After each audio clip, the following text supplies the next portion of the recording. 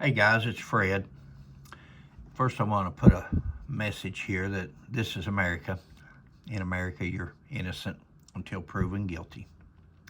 With that said, this channel here is mostly to talk about bad police officers. That's what it's for. That's what I created it for, is to expose bad police officers. Because it seems like police officers have lost their way over the last few years as far as abuse and conduct. And I put this channel here hoping that people would watch it and say, hey, I don't want to be on that channel, so I'll be nice. Guys, this video is for nothing but to commend good police officers. When you watch this video, and I want to thank, expose this comment on this channel that I'm getting it from. I can't remember the name right now, but it'll be on here. And I'm going to share their video. And I want to commend everybody from the state police down to the city police that takes over this investigation. You're going to see some good police work here.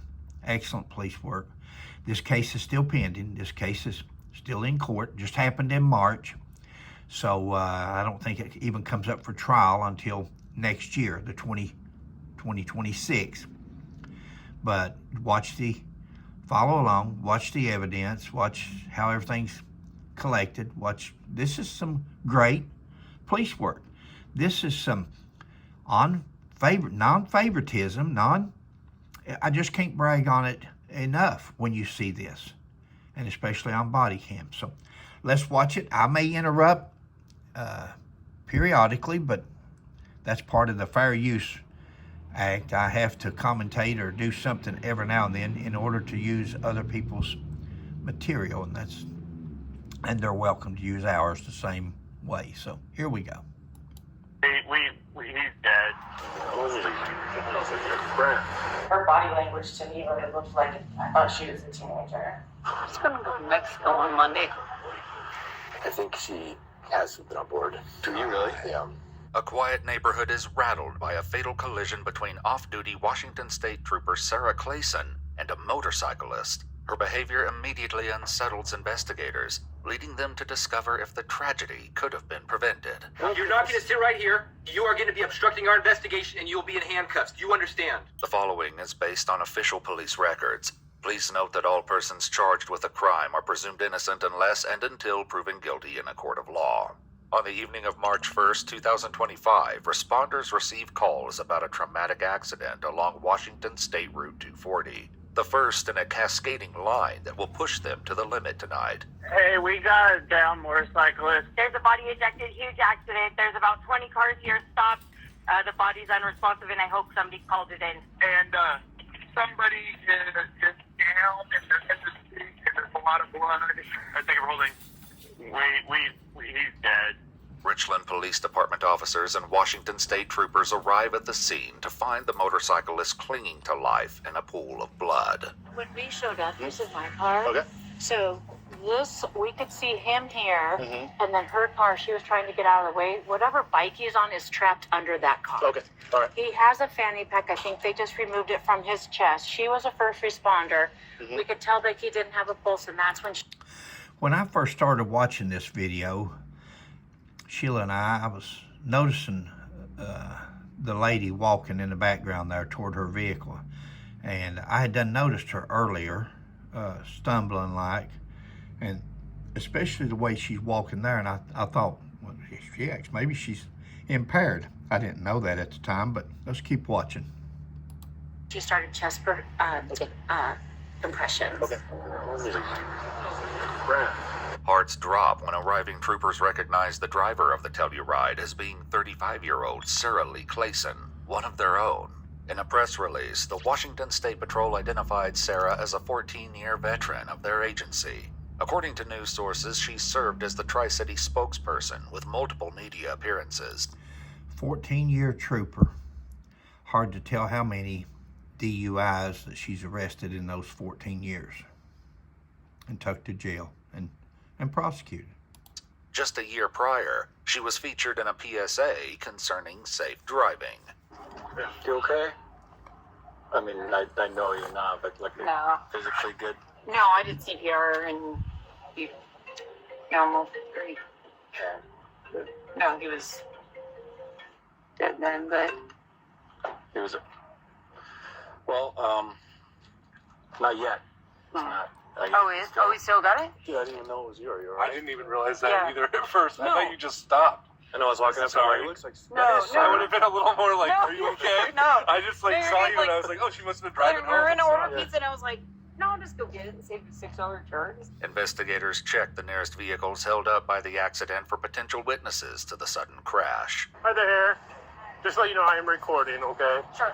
It was just, like it happened right where all the rubble is. Gotcha. And the helmet flew. We watched the helmet fly. So Okay. I Which didn't way know- was he? Did you see which way the motorcycle was going? Or It looked to me like it was coming out this way, okay. but I can't say for certain. Okay, gotcha. Is that his helmet? That is his helmet. We're gonna start directing traffic this way. Yes, I don't know if I just want to check it for the. Which one right here? This one? Yeah, you betcha.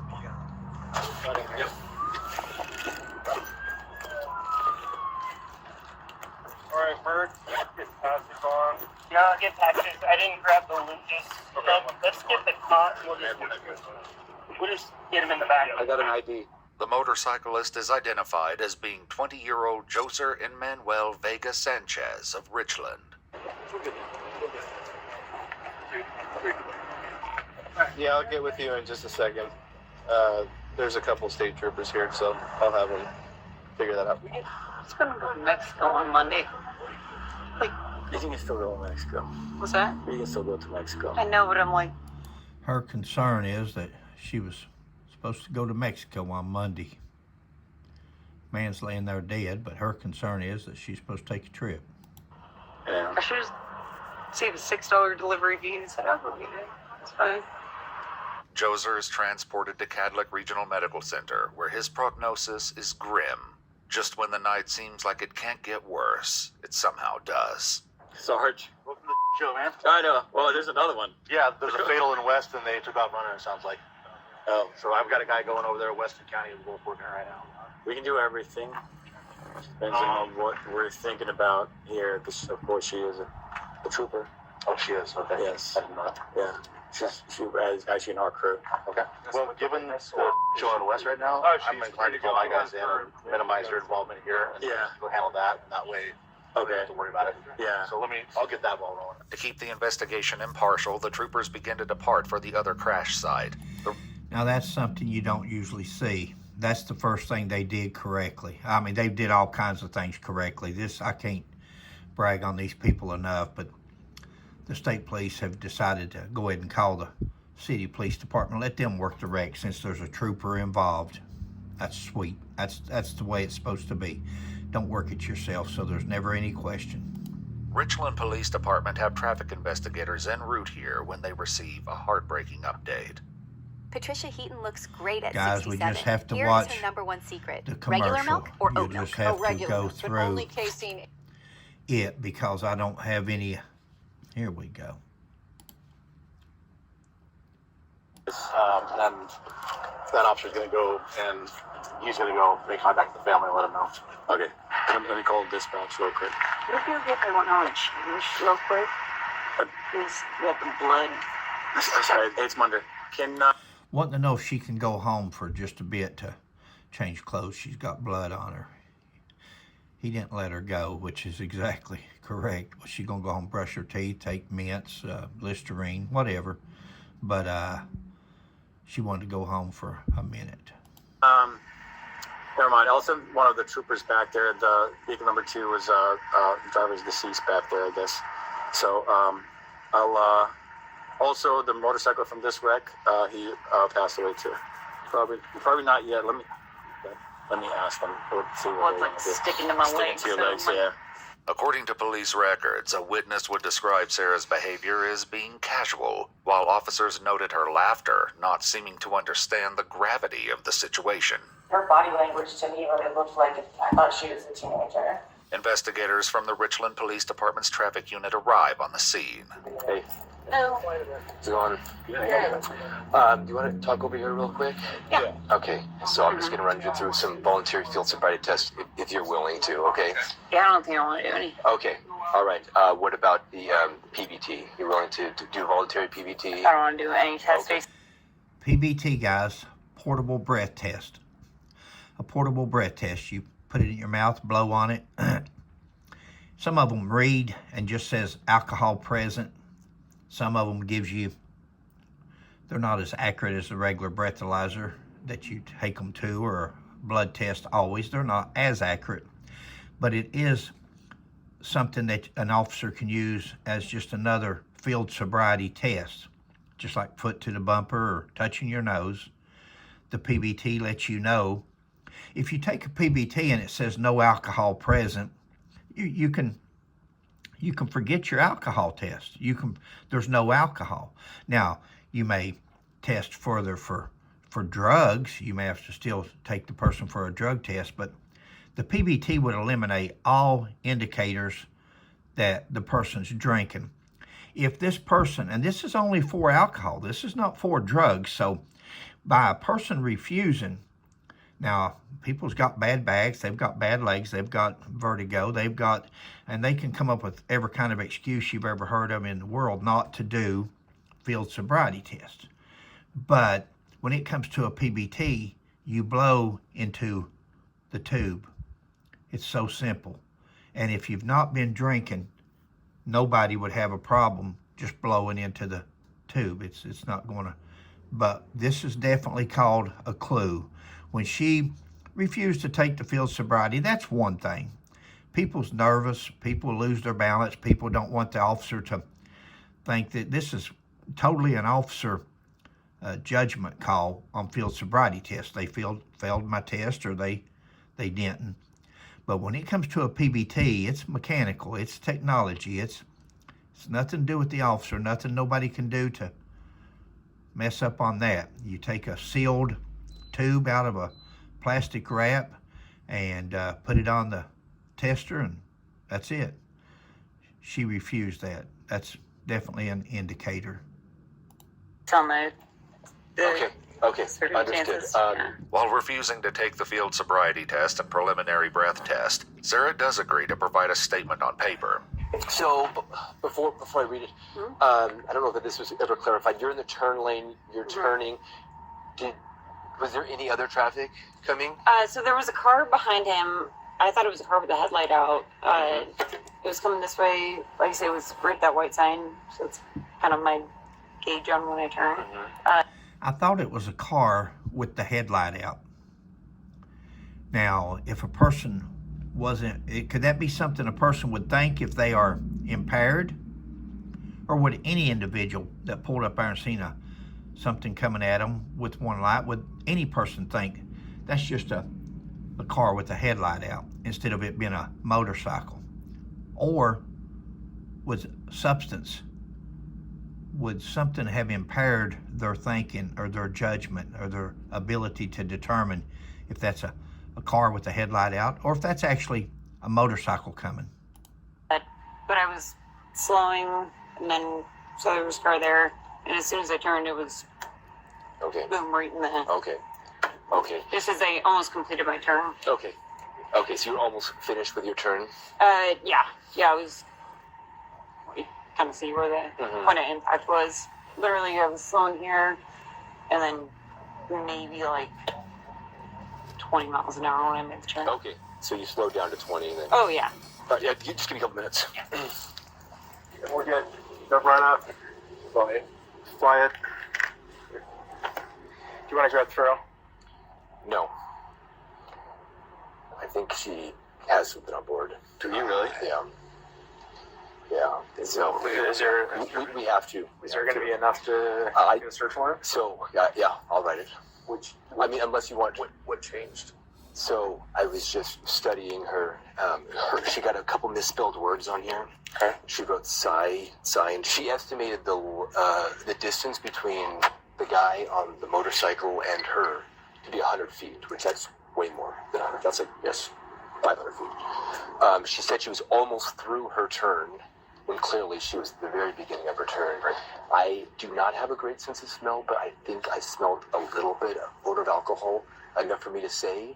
And then I told her, I'm like, hey, we just want to rule out impairment. I think with everything,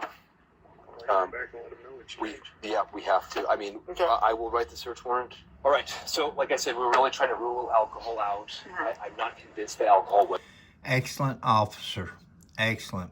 He didn't just take one thing. He just didn't take the distance. He didn't take the spelling. He didn't take the speed. He didn't take just one element. He put all these elements together, along with her refusing the field sobriety test and the portable breath test, and he's come to this conclusion. Great officer right here, guys. Again, this channel's not for bragging on officers, but I've got to give them, these people, their due. Factor. So right now you are under arrest. Okay. Okay. So put your hand behind your back. So we will be doing this search warrant for blood. Okay. Okay. That way there will be no questions. To get an accurate blood alcohol reading, time is of the essence. But first, Sarah is taken to the Richland Police Department, where she sits in a holding cell for nearly 2 hours while the judge approves the search warrant. Now imagine, every hour that goes by, your liver is processing and filtering out any alcoholic beverages that's in your system. It's filtering it out. Every hour that goes by, you're filtering. She's already waited 2 hours to get the search warrant completed. You're going to hear in a minute where it was 6 hours. 6 hours before her blood was taken. Imagine that. Imagine how much alcohol was filtered during that time.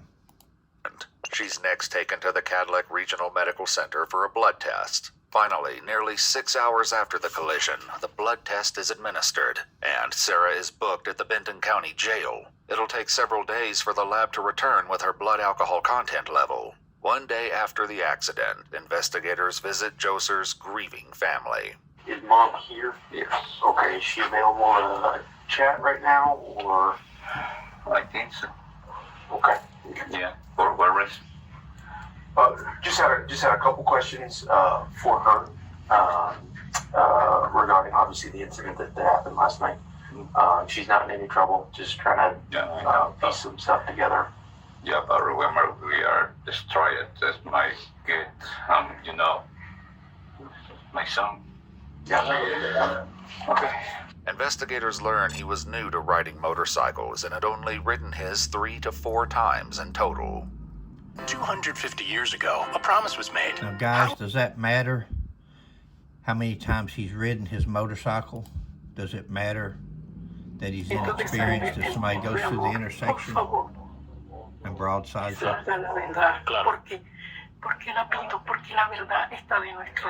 Le aseguro que nosotros vamos a hacer lo mejor que podamos para que su familia. She's basically asking for everybody to be treated fairly. I think by this time they realize that there's an officer involved. To determine where and how much she had to drink, they need security camera footage, which is typically deleted within a matter of days. Time is not on their side. As Sarah was returning from Domino's the night before, traffic investigators set their sights on the nearest franchise along the street connecting to State Route 240. The security cameras at businesses sharing the block not only confirmed that Sarah picked up an order from Domino's less than 10 minutes before the crash, but that she and her husband first visited a bar for 4 hours. Whoa. Investigators now know that Sarah was at the Moon Palace restaurant. What they don't know is how much she had to drink. They visit the bar for answers, which will not be so easy. Sure, can we talk out here? Yeah, we can do that. Do you recognize these two people? We think they may have been here. They've been here a long time ago. A long time ago? Yeah. Okay, were you working on Saturday? I was not working on Saturday. Okay, who was working on Saturday? One of the other girls. Okay, who's the other girls that were working on Saturday? They're just a couple of employees. Okay, So, what are the names? I don't really want to answer anything because I don't know what it's going to turn into. So. All right, so that's kind of what I figured. So I did apply for, and it was. I'm hoping that a good civil attorney will step in here if they overserved, especially because this guy's so uncooperative. Imagine that being a member of his family and somebody trying to find out information. So hopefully, if they were overserved, that there will be a civil suit at some point also against this establishment. Granted a search warrant for this location. Okay. Here you go. We are going to we're going to search and seize the location for receipts, financial documents, badger ledger entries, or any similar documentations. I will leave you with a copy of this warrant. Can you let me ask my attorney first? Would that be okay? No, You don't have the choice, sir. So what we're gonna need you to do, unfortunately, everyone's gonna have to leave. We're gonna have to close you down until we're done with this. Everybody's gonna have to drink up. You guys are gonna have to leave. I'm sorry. Okay. We have a search warrant. Everybody drink up like he's in charge. No, at this point, they've got a search warrant to serve. Everybody don't drink up. Everybody leaves. For the location, none of you guys are suspected of doing anything wrong. As patrons clear out, the investigators initiate their search. The bar's bookkeeping does more than raise some eyebrows. Any receipts from that night, just like it says there to that time period. We're not looking for the entire day. We just need the documentation. They're right here. There's 4 receipts I keep right here. Did you only have 2 customers? No, I did not have 2 customers. So where is the transactions for the rest of the customers that happened on the first? I don't keep track of them. I told you they order a drink like this guy did. So you have no record of who was here. I don't have no records of who was here. It's probably going to be more comprehensive than we originally thought. So what other documentation can you provide to me, or is this all that you have? That's okay. what I got. Okay, we will probably have to search the premises then, because I feel like this is lacking. Like I said, people pay per drink. I mean, that's all it is. You come out here, so you don't have receipts. You don't give people receipts. I don't give people receipts at all. So you don't use this. I do use that. That's why I ring up. I have that roll. I have to look for it for that day. Well, let's do it. Yeah. Brad fetches the bar's records, a Clorox bleach box filled with loose slips. He refuses to divulge who served the Claysons or even acknowledge their presence on the night of the crash. Sir, with all due respect, I don't understand why you wouldn't be willing to share who the employee was that would be able to answer our questions. That's not my interest. So I feel like he is interfering with our investigation. I feel like you're interfering Sir, you need to as leave. well. Sir, you need to leave. I'm just gonna sit right here. You're not going to sit right here. You are going to be obstructing our investigation, and you'll be in handcuffs. Do you understand? We're here on a search warrant. Hey, sir, you can sit outside the door. We are going to search the premises. Do you understand? We tried to make you work. Go sit in the corner. Okay, that's fine. Go sit in the corner. Without a further hitch, the investigation continues. Meanwhile, other investigators on And the that's case. perfectly legal, guys. I know some people say, "Oh, they're so rude." That's not being rude. They have an uncooperative. He's definitely not wanting to cooperate with the police. And while he doesn't want to cooperate, you can't force him to do that, maybe. But he's not allowed to hinder their investigation like he was going to do there with that box of receipts. Now they have to go through them individually and try to locate what they're looking for. Police conduct road tests to verify if the accident was truly unpreventable or if things were not how Sarah made them out to be. Okay, look around. Go. They find their suspect's trail of beers is well documented, but one uncharacteristic gap has their attention. I'm thinking we maybe amend the search warrant. You want me to do that right now? And we just While we're here? take all of these. Because You want me to amend it right now? I just get on the phone and call for the amendment because there's like 10 of them in here. They're regulars here. Okay. That's why he's lying to us. Oh, I know. Well, look. 214. Okay. 218. 216. He knows who they are. 219. Oh, yeah, he does. He's destroyed evidence. He knows who they are. Well, but not only that, but he has destroyed evidence. He does that. There's no way. If every time they come, there's a receipt, and there's no receipt this time, there's 2 transactions. Yeah. Employee. You know, guys, in our Buford Pusser cases, in our Johnny Edrington, in any of our cases Sheila and I have worked, we always talk about some of your most important evidence is evidence that don't exist. That doesn't make sense to some people. The evidence that doesn't exist. The evidence that doesn't exist here is they have receipts for these 2, her and her husband, for several different visits to this bar. it looked like one receipt there was for $49. But several receipts, except for that evening that she had the accident, that receipt is nowhere to be found. That's evidence that's missing. Even though it's missing, you know that's important. It's the evidence that's not there that's drawing a red flag here for these officers. Very good police work. We're investigating a crash, and you don't have to answer anything. We just do it. You don't have to answer anything. Call Scott, okay? After interviewing the employee outside, the traffic unit is one call away from taking the investigation to a whole new level. All right, Judge Shea Brown, you are now on speakerphone with my body camera recording.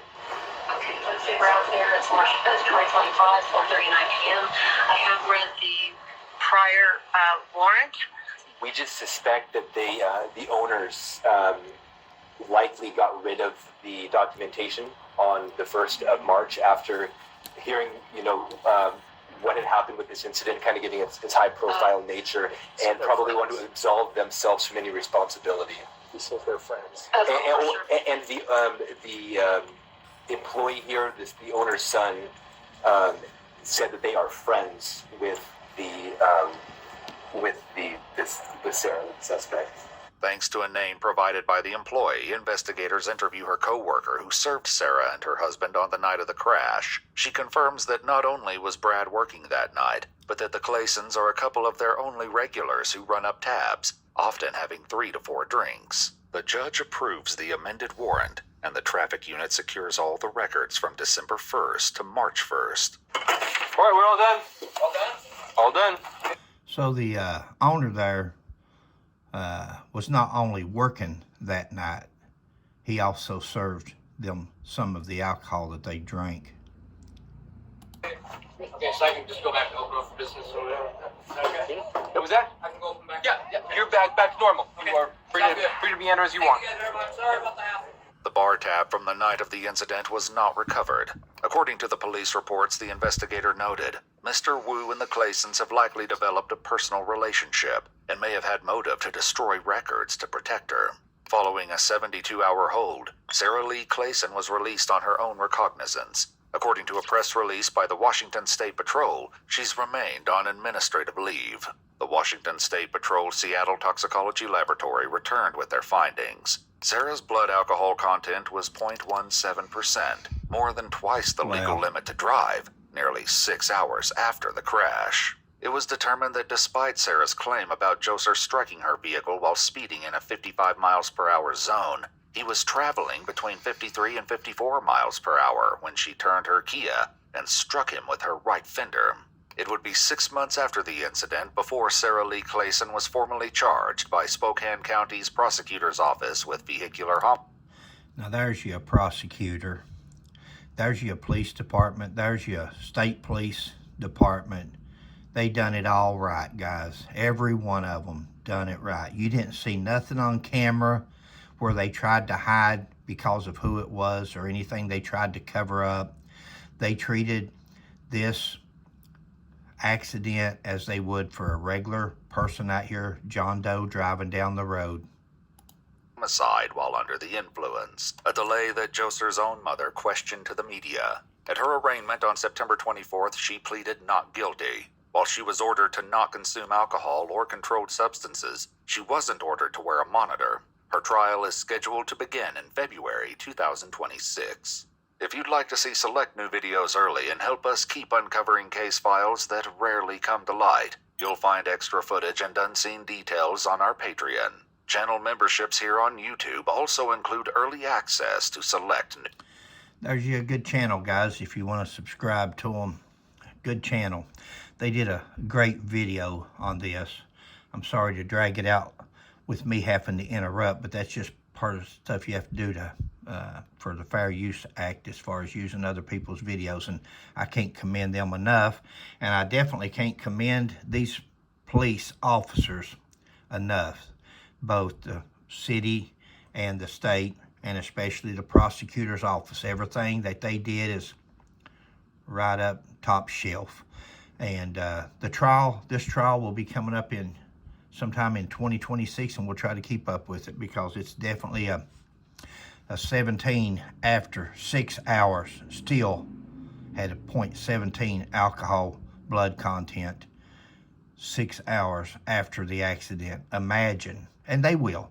They don't have to imagine, because there will be scientists that come in there for this trial, and they will do the scientific research on it, and they can tell you exactly what the alcohol blood content would have been at the time that she had the accident.